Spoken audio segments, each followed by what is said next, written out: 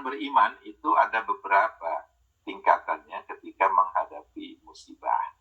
Ada yang berkeluh kesah, ya, ini kan sifat manusia ya, jazua, yaitu suka berkeluh kesah. Dan ini dalam Islam itu sebenarnya diharamkan. Jadi haram ya kita ketika menerima musibah itu berkeluh kesah.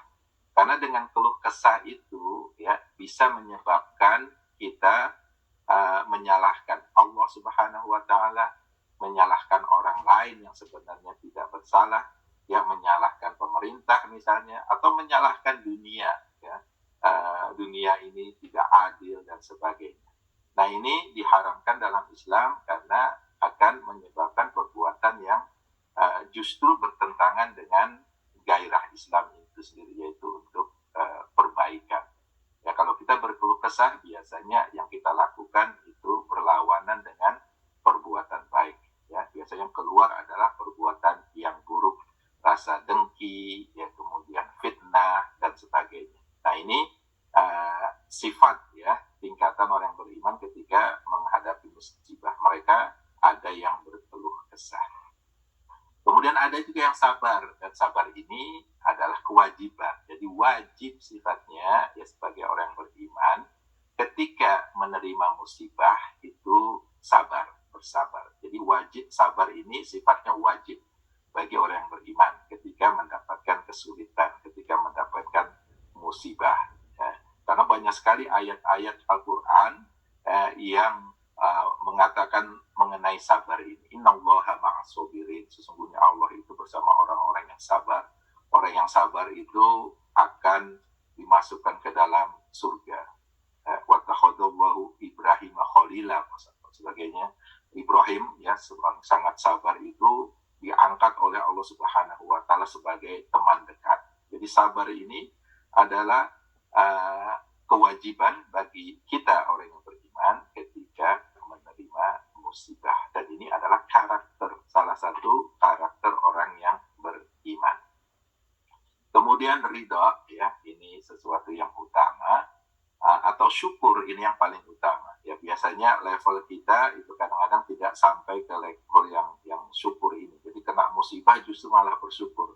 Biasanya paling tidak kita bersabar, itu yang diwajibkan. Jangan berkeluh kesah. Kalau bisa ridha dan syukur itu lebih baik lagi. Bagaimana cara kita menghadapi musibah tersebut? Nah, ini topik kita hari ini ya. Jadi bagaimana setelah kita ketahui apa itu musibah, ya, apa bentuknya, apa fungsinya. Nah, sekarang bagaimana kita cara menghadapinya?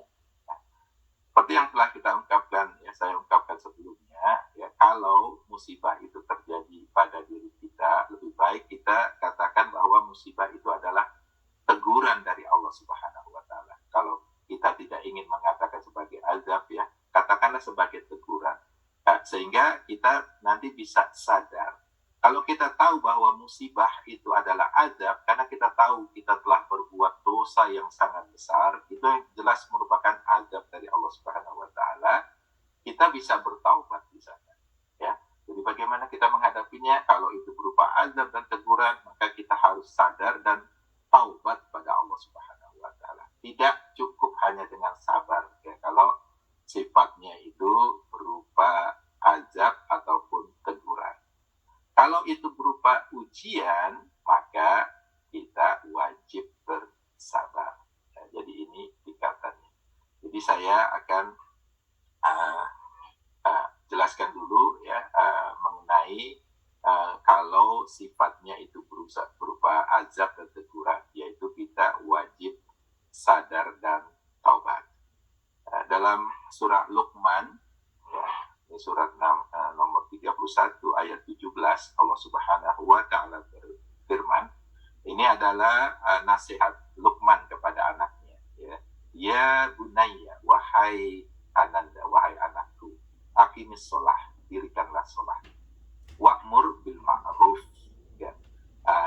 Kerjakanlah kebaikan, ajaklah orang-orang berbuat kebaikan. Wanha 'anil munkar, dan ajaklah orang-orang untuk mencegah perbuatan yang mungkar. Wasbir, bersabar ta'ala alama asobak, atas musibah-musibah yang menimpamu. Nah, inna dzalika min azmil umur. Ya. Sesungguhnya yang demikian itu termasuk hal-hal yang diwajibkan oleh Allah Subhanahu wa taala. Jadi di sini ya dalam nasihatnya Luqman ya kepada anaknya mengatakan bahwa mendirikan sholat, berbuat baik, mencegah kemungkaran dan bersabar itu adalah hal-hal yang diwajibkan oleh Allah Subhanahu wa taala. Ini salah satu dalil ya bagaimana bersabar ketika kita terkena musibah